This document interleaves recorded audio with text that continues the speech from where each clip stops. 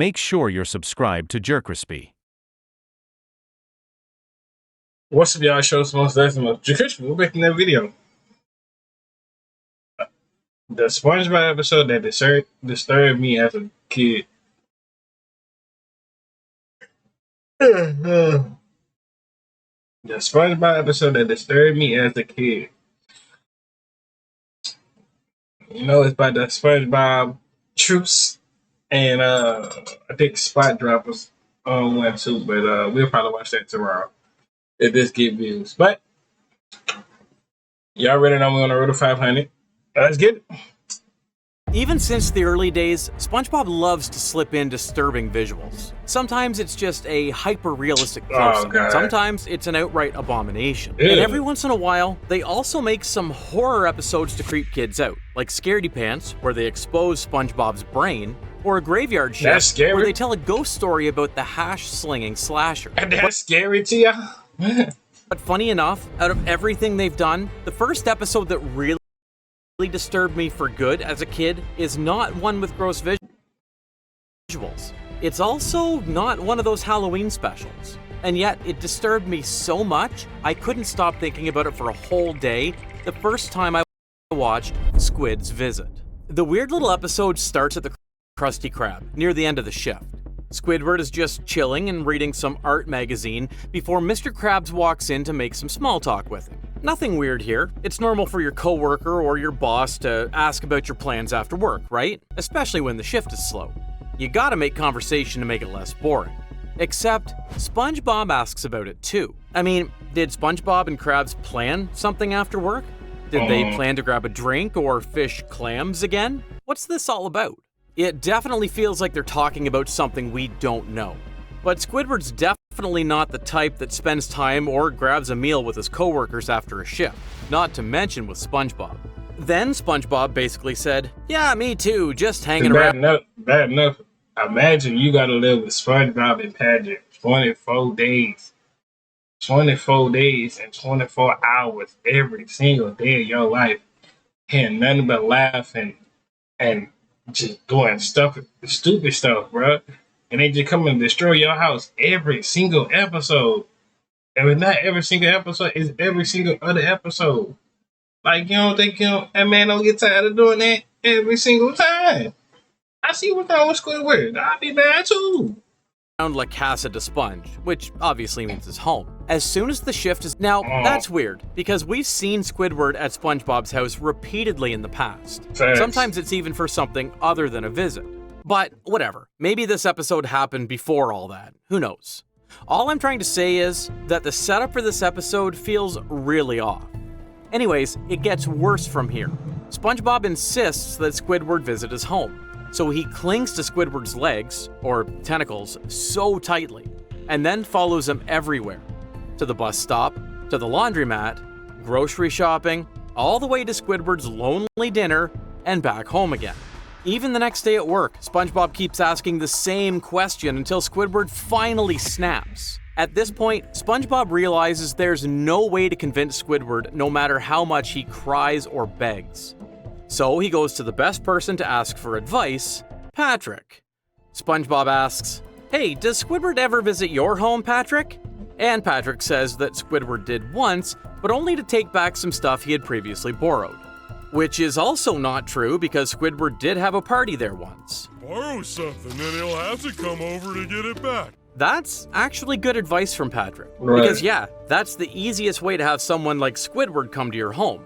And here I remember thinking, oh yeah, so this episode is going to be SpongeBob making the craziest problem up to borrow stuff from Squidward and failing repeatedly in the process.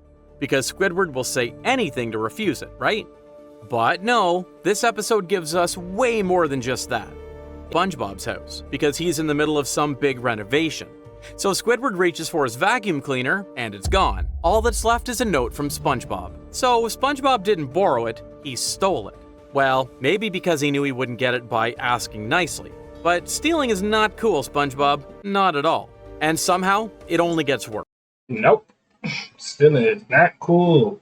Do not ever in your life think you stealing. Unless your mama bought it from the house. Now, your mama bought it from the house, and it's only for the house thing. That's the only time you steal something. or let somebody steal from you. Nah, somebody steal from you. You got all rights to steal back. That's all I'm gonna say.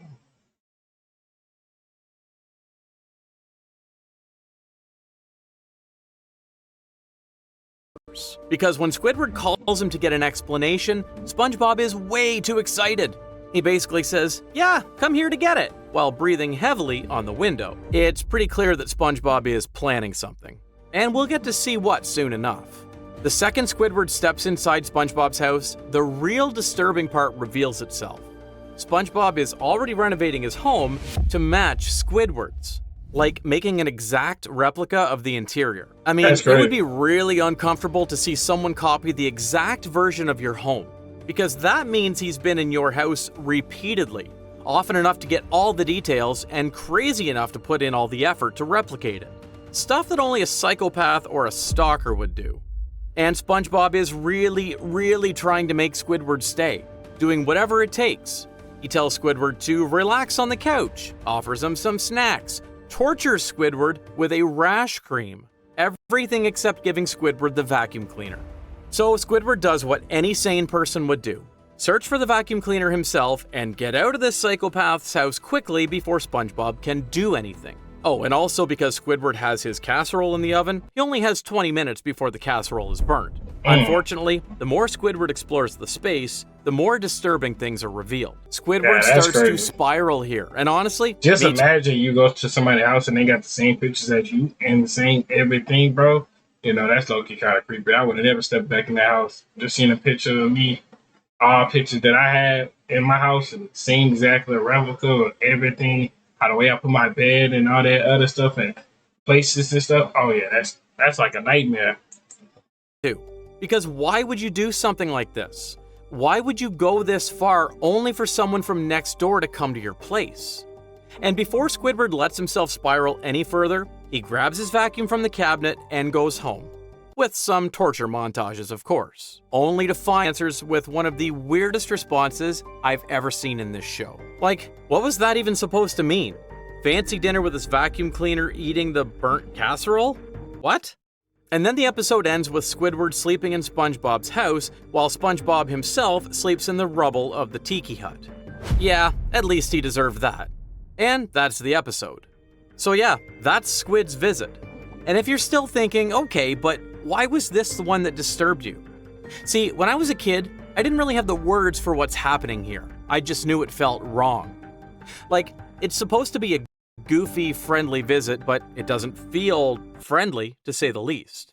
Only years later, it makes perfect sense why this episode was stuck in my head all day.